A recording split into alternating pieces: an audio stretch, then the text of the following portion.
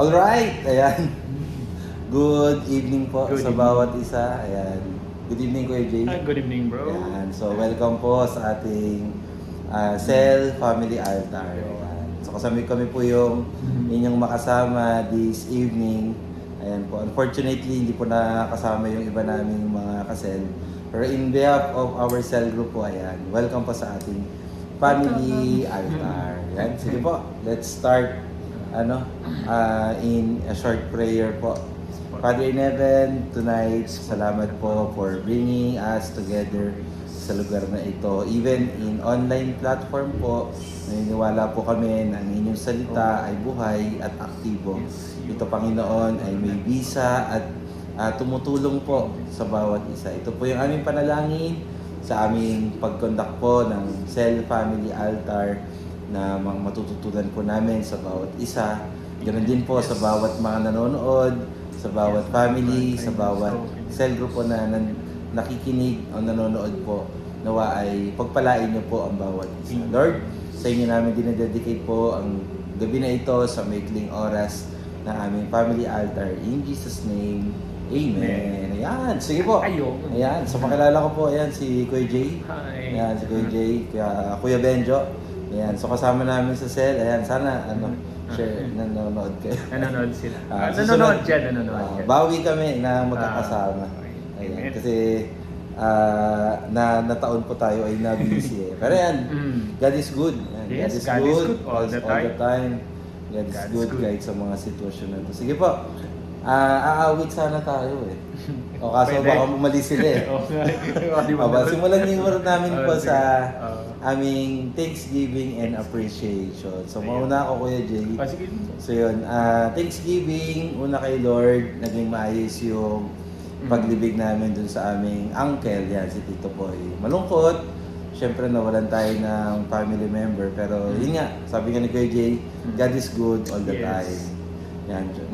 Grateful kami na kahit sa Mindoro yun, nakapunta kami. Medyo malayo. So, may ilang araw din po doon. Pero, nagpapasalamat na maayos. Umayon yung panahon namin doon. Hindi kami nahihirapan sa barko. May mga delays, lagi naman ganyan. Pero, God is good pa rin. Ayun yung tonight eh. Gusto namin i-share sa inyo na in any situation, give back yung pasasalamat kay Lord. God is good all the time. Kahit sa mga situation na hindi natin control yan, death ng family member, uncontrollable yan eh. Mga events, God is good all the time. Hindi natin pwede tanggalin po yung katotohanan na mabuti ang Diyos. Tapos syempre yun, appreciation. Yan, appreciate ko si Kuya Christian, si Kuya Ronald, si Kuya Jan, si Kuya Ron. Appreciate ko si Kuya Axel, mga kapatid. si Kuya Jewel, ayan. Dalo si Kuya Jay, ayan, si Kuya Jay nakarating ngayon. Ayan, thank you. Ayan, appreciate ko sila. Kami, matagal na kami sa cell group. And I know na nag-grow kami in maturity. Amen. At naniniwala ako na we are called for greater things pa. So yun, pasalamat ko sa cell group. Ayan. Then, syempre, appreciate ko si Kuya Jay. Matindi pinagdaanan nito pero lumalaban sa buhay ng patas. Yes. Ng patas. Ayan. Amen. Ano pa ba? Yun, family natin. Yan, shoutout sa inyo. Yun, Family. shoutout sa family. Shoutout family. Tapos kay Baby Lynn, shoutout. Baby Lynn. Shoutout. Yun. Yan. And, yun lang. Oo. And, Ayan. Si Kuya Jay muna bago mag-share kami ng words sa inyo. basta walang iyakan, bro. Tapos mamaya, pagka-feel namin, kakantaan namin kayo. Para wala silang choice kahit umalis sila kasi tapos nyo. Sige, Kuya Jay. So, ayun po, no, una ko na-appreciate siyempre, no, ang Lord, no. Kasi grabe ang Lord sa buhay ko, no, na gusto mo maging makasarili ngayon. Kasi, ang Lord napakabuti napakabuti sa buhay ko kasi despite sa mga nangyari, nagmuntik na ako magkaroon ng pagbe-breakdown ng aking mental, meron pala talaga big sabihin. So, ayun, and then the next thing is nangyari ulit na na-accident ulit. Mm. But, syempre yun nga, ang galing lang ng Lord kasi talagang, huwag naman tayo ma-aksidente, no? Huwag naman natin hilingin. Pero, the Lord is there kasi lagi siya nagpapadala ng kanyang yung mga angels. Amen. 'Di ba?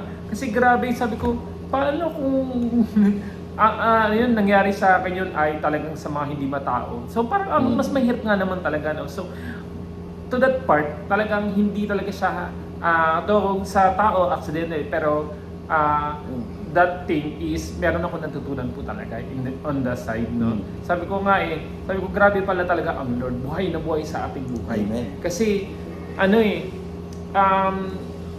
nandun agad yung mga angels niya, tinulungan agad ako, talaga nag-assist, lalo na po sa dun sa barangay. So shout out po sa barangay, ayan, Buwan Dalawan, ayan. So grabe kasi very accommodating sila. Talagang inanon talaga ako from umano ako sa hospital, pabalik, lahat libre, lahat, grabe.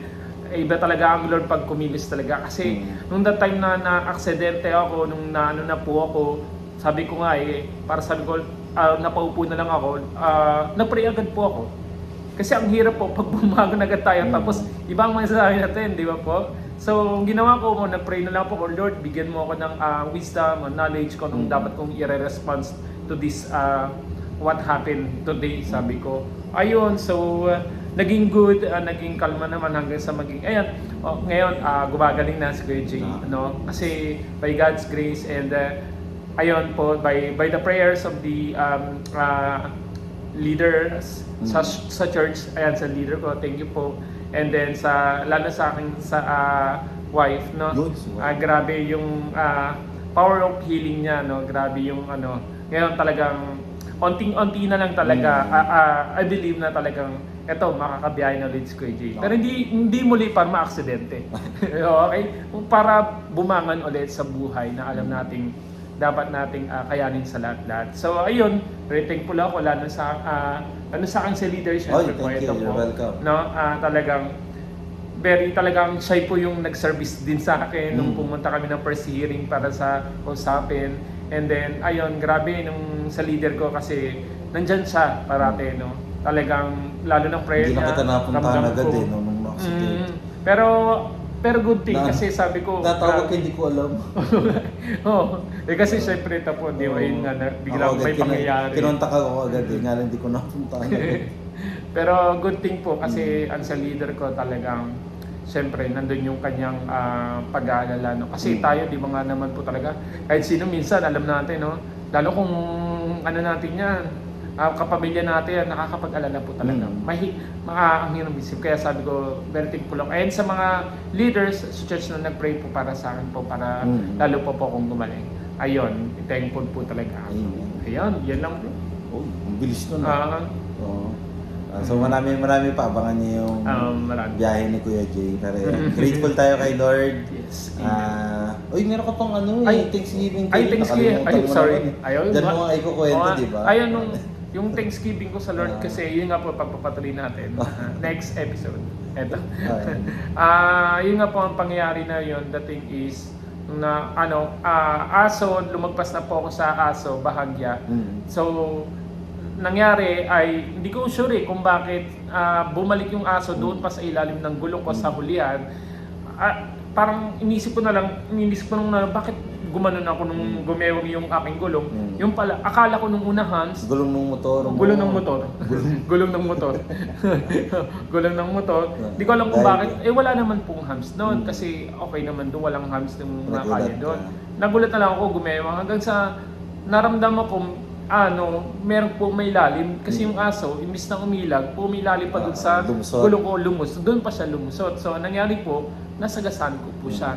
So, hanggang sa, ayun nga, siyempre, nakita ko sa kanan, mayroon pong kotse. So, para hindi ko na po madamay pa yung kotse, nag-full stop na po talaga ako. Buti na lang, merong ABS yung motor, so kahit paano maganda yung pagkakabrake. Yung nga lang, siyempre, matutumba ka na talaga kasi wala nang control yung tapos sumakit na talaga yung kamay ko nun.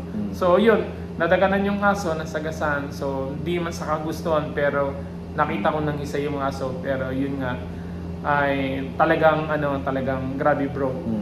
Kahit ako, nung nakita ko yung aso na nag-aan, kapos na siya sa hininga niya, Accident. talagang hindi ko talaga gusto kasi that is my first time na makasagasa ng isang aso kasi I'm a pet lover naman po. Ayun, hindi ko naman gusto. Pero ayun nga, again, para mabilis po ang kwento ay may purpose pala talaga, no? Yung pangyayari yun. Kasi that is the last kasi wala na siya. So ang good thing doon ay wala nang maibang na aksidente. 'Di ba? Wala nang ibang mangyayari. Kasi nakawala po kasi yung aso na ayun nga although naset na nasettle naman po namin na maayos na po yung may-ari nung nakipag-usap konti na lang yung onting settle na lang Ah. po, magiging okay na po ang lahat. So by God's grace, syempre nandiyan naman ang Lord to guide us, yung wisdom na magiging response po natin, yung ano ba dapat kailangan. Pero ayun, nangyari sa motor mo. Ayun, sa motor ko naman. Hindi lang siya po kasi. Oo nga, grabe. Yun yung sa motor. Yung motor ko may mga ginastos, pero sabi ko nga hindi na namin sa kanya pinadagdag kasi nawalan din sila. Nawalan din naman sila, no, lalo ng aso. Pero ayoko na kikwento, pero ayun nga, ano na ng may-ari sa side nila. So ano na naman tayo. So again, fast forward tayo. Talagang nagpapasalamat ako sa Lord kasi grabe yung ang bilis ng healing kasi sabi po kasi ng doktor up to 1 week ka na? 1 week. Up to 4 weeks. Ganon. Pero 1 week pa lang, grabe kasi yun nga, by the power of the prayers ng ating leaders, ng ating Ka-Joy of Faith family dyan, sa shoutout po. And then sa aking asawa pong grabing power of healing po talagang galing mag-alaga ng aking asawa. Shoutout po sa iyo. Ayan. So, ayun, talagang grabe yung pasasalamat ko kasi ayun nga, yung eto na pangyayari na to na sabi ko, ang inano ko po talaga, ang kino-worry ko po talaga, hindi dahil para maano yung financial namin, ganun talaga yon. Pero ang kino-worry ko kasi, tinarget talaga ng kaaway, yung kamay ko na left-handed po kasi ako. Which is, kung kailan po ako talagang totally nagde-devotion at nag-journal na, ito yung tinarget niya. So, for that 1 week po, no, bro, for that 1 week, hindi talaga ako nakasulat. Ang sakit kasi talagang pinilit. Ngayon, kahit pa paano, thanks God, kasi kahit pa paano nakakasulat na, mabagan nga lang. Kasi hindi pa pwedeng biglain. So, ang galing lang kasi, ganun pala talaga ang kaaway, no, mga kapatid. Kasi, kung saan ka, alam niya nag-grow, doon kanya tatargetin eh. Kaya, itong kamay ko, ay yun ang tinarget niya. Isipin mo sa dami na pwedeng ito pa talagang left hand ko na kung saan ako nagsusulat, di ba? So, ayaw talaga ng kaaway na mag-grow ka. So, ganun talaga ang kaaway. At sabi nga, bro, no, to steal, to kill, and to destroy. So, ganun yung ginawa talaga sa akin, no? Grabe. Pero, again, huwag tayo papatalo kasi the Lord is there, God is alive. So, nandiyan po naman talaga ang lagi. Magtiwala lang tayo, sabi nga, trust in the Lord, and with all your heart, isurrender mo muna sa Kanya, then the Lord, diba? Nandiyan lang siya. So, you will feel the Spirit of the Lord. Tsaka yung provision doon sa yung provision nasira mong motor. Ayun, yung provision, ayun nga po yung sa provision, thanks God kasi ang galing talaga ng Lord, napaka-sobrang favor kasi that time na pinapayos ka na pong aking motor, doon sa kasa. May gastos yun. May gastos po yun na total of 6,600. The good thing is, umuulan. Parang masasabi ko talaga, hindi naman lagi, no, na parang sabihin ko lagi umulan, no? Pero ang galing ng Lord kasi that time ay umuulan, blessing na talaga na nangyari. Kasi merong pataps na ako noon kasi nagpa-estimate lang po ako kasi hindi agad mababayaran ko siya Oo, estimate po ako niyon, umabot ng 6,600. Then merong isang tao na pumunta po doon na nakisilong. Tapos nagulat na lang ako, parang tinawag niya ako, sabi ko, ba't ganun? Parang kilala ako nito, ganun. Yung pala, yung tao na yun, yung pala yung dating kong tinulungan na hindi siya taga Tagaytay. I mean, nagkatagpo lang kami sa Tagaytay kasi nasira nung motor niya. So ang ginawa ko ay hinatak ko siya. Parang inano na namin ng tali, tapos hinatak siya hanggang sa makabuta siya dun sa isang vulcanizing shop kasi nabutasan po talaga siya. So tinulak ko, balak niya akong bayaran pero sabi ko, hindi na, okay na yun kasi hindi naman ako napagod, hindi naman ako nasaktan even or whatever, di ba? Kasi ganun naman eh. Sabi ko always na pag tumulong tayo, lang. tulong na naman Kung kayang tayo. tumulong. Oo. At saka siya ang nawalan, parang hihingian mo pa. Eh di doble yung mawawala sa kanya. So, hindi na po pag ganun. So, ayun nga, again, hanggang sa doon nagpagkakataong yun, nagkita kami. Nagulat ako, sabi niya, narinig niya kasi rin nandun na siya nung time na yun na yung maliit na papel niya na pinirma ng taga-kasa, yun yung receipt. Babayaran. No, hindi, I mean note para yun yung bayaran na hindi siya receipt, no. Nagulat na lang ako, eto na nung kinuha niya, sabi niya, ano ba yan, ganito ka. Tapos yun kinuha niya na, tinignan niya, ay meron kami nito. Akala ko anong meron siya. Yung pala, meron pala siyang business na motor shop. Sa nagulat na lang ako, ng motor shop na malapit ng Masa, dyan lang din, sa Imus lang din. Nagulat na lang ako, sabi niya, sunod lang daw ako sa kanya. Sunod daw ako sa kanya. Nakamotor na siya niya. Yung nga lang iba na ngayon ng motor niya.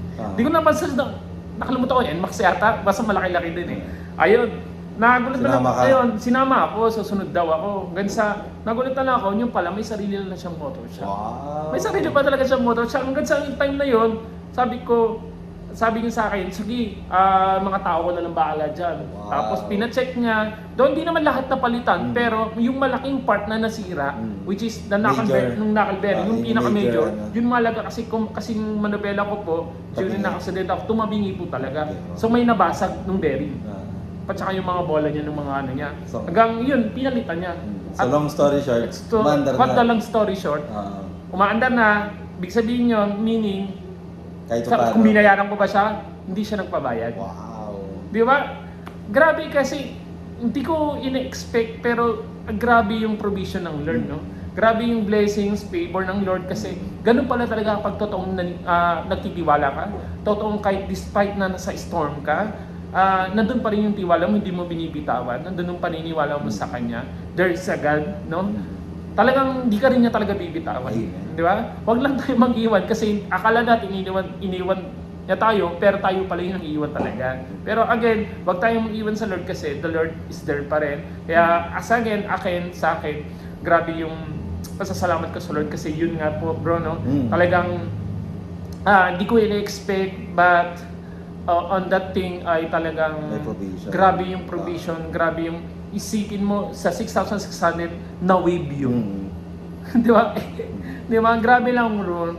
Sobrang kahit paano sa Lord talaga. Kahit paano talagang napakalaking tulong na yun kasi favor yun Tsaka malaki yung 6,000. Oh, malaki na yun. Tsaka may nakilala ka pa na yes. bagong kaibigan. Pwede di ba? Alam mo pa ako sa inyo siya. Oo, nandun pa. Okay, yun lang. So ayun, sige. Kami naman ngayon, mag-share kami ng Ayan. Word of God. O ikaw na rin muna mag-share. Ayun. Oo. So, may clean na lang sa'yo kasi mahaba yung nabawasan na tuloy ako. Nabawasan ka. Ayun, so yung sa ano po natin, devotion natin for today, morning ay nasa Acts 17, 17 to 34, tama? So, dito, pinakus ako ng Lord dun sa verse 23 to 24. So, basahin ko po muna, no? Sa 23, for as I walk around and look carefully at your objects of worship, I even found an altar with this inscription. So, an unknown God, nako, sa mga unknown God, no? So, you are ignorant of the everything you worship. And this is what I am going to proclaim to you. And then dun sa verse 24, the God who made the world and everything, it is the Lord of heaven and earth, no? And does not live in temples built by human hands. So, dito lalo sa verse 23 pa lang, no? Dito kasi ito yung mga sinabi nila Paul, no? Doon sa mga taga-Athens, no? Athenians na tinatawag, no? So, kasi sila, no, that time naman talaga, kasi uso sa kanila yung time na yun na talagang, God sa kanila, no? Talagang Diyos-Diyosan kung sino-sinong Diyos. Naalala ko ito nung naglalaro ko, may group na doon na Athens, tapos merong gods nga doon Sabi ko, ayun, game lang yun, syempre, pero sabi ko ngayon, mas nalinawan ako, naintindihan ko kung ano yung God sa gods, di ba? So, idolatry yun. So, hindi talaga po maganda talaga yun, no? Kasi sabi nga dito, so you are ignorant. So, ignorant tayo pag ganun. Nakakala natin, that is the God, which is God's. Magkaiba po yun, no? Kasi talagang you worship it. Kasi si God ay wala doon sa statue naman talaga yun. O ay even kung saan man yan, nung pinupupunasan mo yan, hindi po yun si Lord. Okay? Hindi po yan si God. Okay? Kundi nasaan po? Tayo ay nasa nagdudwell. Lalo na nagdudwell lalo na sa ating heart po, no? Si Lord, no? Nandiyan nagpaparamdam din niya yan. So sabi nga, so you're ignorant of the everything you worship. So kahit anong worship mo, pero kung God's yan, kung mali yung wino-worshipan mo, wala yun. So hindi po talaga tama yun. And again, dun po sa verse 24, no? The God who made the world and everything, it is the Lord of heaven and earth, di ba? Heaven and earth. And does not live in the temples built by human hands. Ayun sa again sa pagkukwento natin po kanina, bro, no, na yes, si Lord sa church, no, sabi nga natin, hindi talaga dito talaga nagliliw o nagdudwell ng Lord, no, but the presence of the Lord when we are here, the Lord is there also, di ba po? Kung nasaan yung mga Christian, kung nasaan mga tayo, kung nasaan tayo mga Christians, di ba?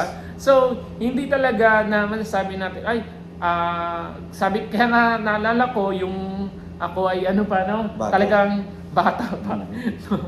Na talagang kung ano yung pinaniniwalaan ko, kung ano yung sabi ko, talagang yes, nangyari na po sa akin, pinupunasan ko siya, tapos sabi ko dun sa sugat ko, kung gagaling mo to. Sabi ko, ayun na lang, pero parang naman na-realize mo yun kung ano pinagagawa mo dati. Sabi ko, pinagagawa ko. Parang yun nga, sabi mo yun, the ignorance. Naging ignorant tayo, nakakala natin, yun ang Diyos, pero Diyos-Diyosan lang talaga. Huwag ganun tayo, no? At hindi tayo ganun, okay? Sabihin mo sa katabi mo, hindi tayo kaya ganun. matatalino na yun. Matatalino tayo, kaya alam natin, hindi tayo ignorant kung sino ang tunay na Diyos. So, sabi nga, again, wala siya sa mismong templo na naninirahan, but nandiyan siya pag nandiyan tayo, no? Lalo sa mga rebulto. Ay, no. wala siya doon, okay? Hindi siya yung pag biniyak mo, sabi nga, di ba? Ay, nandoon. Tapos, maano pa ng ng mga oil, mga dugo-dugo. Walang ganon. Okay, walang ganon, okay? So, ako kasi nung bata ako, bala ko sana sirain yung aming Sabi para ma-discover baka mamaya may kayamanan. Baka talaga, Oo nga. Pero again, grabe yung dito sa mga Athenians, no? Yung sabi ni Paul dito na talagang mga ignorante kayo, mga ganon. Hindi yan ang tunay na Diyos, kumbaga, no? Hindi yan ang maling pag-worship yan, no? So tayo, no, maging aware tayo, sino ba yung wino-worship natin, no? Dapat tayo. Sino ba yung talagang pinapalo natin? Amen. Kanino ba ito bang pinapakinggan natin ay tama ba? Kumbaga, yung pinapakinggan natin, siya ay, tingin mo ba, ay ang pinaniwala niya ay nung Diyos ba mismo? Baka mamaya God's yan, no? Iba po yun, no? So tayo bilang sa church po, no, bro, no?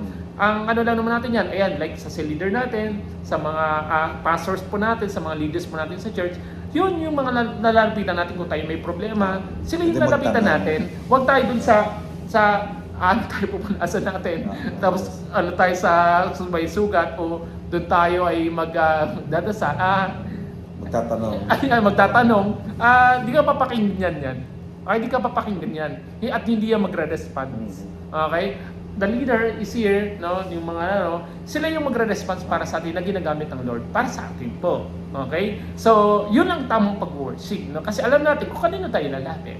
Di ba? And at the same time, no, sabi nga, the God who made the world and everything in is the Lord of heaven and earth. Siya po talaga, no? Gumawa ng lahat. And again, hindi siya ang gumawa ng templo, by the human hands po yan, no? Pero again, nandiyan siya pag nandiyan tayo. Sabi kasi, di ba, yung earth footstool na lang. Yes. So, nasa buong mundo siya. Kaya omnipresent siya. All around. Pero sabi doon, hindi na kasi talaga siya nagdudwell sa mga man-made na temple. Tayo yung nagdadala ng presence niya. Amen. So kung ikaw nasa bahay, nandun yung presence ni God. Amen. Dati kasi exclusive sa temple lang eh. Ganun pa yung story nun eh. Exclusive na niwala sila dapat kung nasa temple, dun lang si God. Hindi nila mamimit dun kung saan sila. Pero ngayon, parang naging universal si Jesus through the Holy Spirit. Yun. Ayun. So, ayun lang sa akin bro. Oh. Ayan, it's your turn naman. Magandang reminder po yun. Kasi sayang naman, nagbibigay tayo ng praise and worship tapos mali pala yung Diyos. So dito tayo, sabi nga, the one true God. Yan. Sa akin naman, share ko yung yung sa 26 and 27, yung sinabi ni Paul na from one man, Adam, He made every man and woman and every race of humanity. So si God daw, kinreate daw yung mankind through Adam and Eve. Then through that, nag-spread na nga po yung mankind all throughout the earth. Sabi diyan, He sets the boundary of people and nation, determining their appointed times in history. So meron na talagang predestined na plano si God for everyone. Ginawa raw to ni God, sabi niya rito sa 27, He has done this so that, ito po maganda, no? Every person would long for God. Ayan. Sama Kuya Jay, ang mga tao, kahit yung mga sabihin natin hindi naniniwala sa Diyos, definitely, they believe in something. Something. Hindi man directly. Kasi yung life natin, kinreate daw tayo ni Lord. Ibig sabihin, meron niyang DNA ni God. Kumbaga meron niyang yung bloodline natin. And somehow, whether you like it or not, magsisik yan, maglulong yan ng someone, ng something or someone. Kaya nga itong mga taga-Athens, they find it dun sa mga Diyos-Diyosan. Di sila naniniwala kay Almighty God, pero meron silang kino-consider na Diyos. Kasi, inborn sa ating mga tao to look for that. Yun yung sabi dito sa verse 27. Sabi dito, so that every person would long for God, feel their way to Him, and find Him, for He is the God who is easy to discover. Gusto ngayon ipakita ni Paul sa mga taga-Athens na madaling hanapin ang tunay na Diyos. Yung mga tinuring nyo na Diyos-Diyosan, nagmumukha lang kayong ignorant, sabi nga ni KJ, pero ang daling hanapin ng Diyos. Hindi nyo kailangan pumunta dyan sa templo na yan o magpagawa ng kung anong repulto. Ang Heavenly Father, dahil nga created niya ako, ikaw, kaya natin siyang hanapin. Kumbaga, nasa, anong tawag natin nun, embedded na yung word sa IT. Ibig sabihin, naka-printed na siya sa life natin. Built-in yun. Built-in yun, ang ganda ng term. Naka-built-in na sa life natin to seek God. So, yung mga tao, yun nga lang, sad to say ko, Jay, yung mga tao, they find a different God. Yun na nga yung sinasabi ni Jay na, kasi minsan tradition, culture, peer pressure, yung group na nasamahan, influences, naliligaw ng landas sa paghahanap sa Diyos. Pero sasabihin ko po na whether a man or woman, whether they like it or not, they will find for someone na mag-iisip sila. Kaya nga yung mga tao kahit yung mga naninirahan sa liblib na lugar, yung mga native. Di ba meron silang indigenous people. Indigenous. Even them, kahit hindi nila narinig yung parang kagaya sila ng mga taga-Athens, hindi nila narinig about kay Jesus. Pero somehow they considered kagaya nun, yung araw ginawa nilang Diyos. Which is it is a reflection ni God kasi kinreate niya yun eh. So somehow through that, parang mali lang yung pag-worship nila kasi nga araw yung Diyos nila, yung buwan Diyos nila. Pero it always go back na si God kaya magpakilala sa lahat ng tao. At ang promise dito, sabi, He is good, He is the God who is easy to discover. So yun lang, we need to pray lang na, Lord, pakilala niyo po yung inyong pagiging Diyos sa buong tao. Yun. Grabe. Tama talaga bro, no? So meaning talaga bro, no? Kahit yung sila dyan, tayo alam natin kung sino yung totoong God, no? Meaning, may God sila, di nga lang nila alam. Kailangan lang i-redirect. Kailangan lang itama yung, kasi somehow yung mga ibang tao, sila parang fix sila rin na tama yung Diyos na pinaglilingkuran. Ibig sabihin talagang that thing is ignorant lang talaga sila. Pero may pinaniniwala siya, hindi nga lang nila alam kung yun yung tama. Kaya yung mga taga-Athens sabi rito, ang dami nilang Diyos-Diyosan. Parang grabe. sabi ang isip nila, ano na yun, kung Oo. hindi ka tumama raw sa isa, Oo. may isa pa Okay. naman. Kaya nga di ba Oo. bro, tama yun eh. Merong araw, merong lupa, meron din silang Kumbaga, family. para Oo. sure sila, somehow ang tao ganun, para sure sila, i-explore niya lahat ng paniniwala. Pero The more again, those chance of things, ano lang, parang, ano lang, copy lang ng tunay na Yes. Diyos. Yun lang. Yan. Ayun. Sakto ko yung Galing. oras natin. Ay, 30 At dahil yan, minutes. hindi na namin kayo makakantaan. Sayang. Oo, sayang. Gusto namin eh. Pero tomorrow, pwede tayo mag-worship kay Lord. Ay, amen. Yan. So Ayan. tomorrow, So, invite tomorrow, namin kayo. Sunday. Sunday. Ano yung oras per Ayan, service? so the first service is 7:30 a.m. Oo. So, Second service naman, pero mas maganda kung mas maaga tayo Oo. para okay tayo. And then the Second second service is 1:30 p.m. 1:30. Ayan, so Kita-kits kita-kits tayo. pwede tayo, sa sama-sama ating tayo mga- mag-worship Sama-sama na lang. tayo mag-worship. Kakantahan sana Ayan. namin kayo ng Kaya worship nga eh. Sayang, nag-ready kami ni Kuya Jay, nag-practice kami. Kaya mo eh. Oo. Okay. Sige Ayun. po, ayan. So, invite namin kayo susunod na family altar. Abangan nyo po yung susunod na cell group na makakasama nyo po. Ayan, sige po. Maraming salamat po. God bless Ayan, God everyone. bless. Kita-kits po. Sunday is for the Lord. Ayan. Ayan. Sige po. Bye-bye. Bye-bye. Bye-bye. Bye-bye. Bye.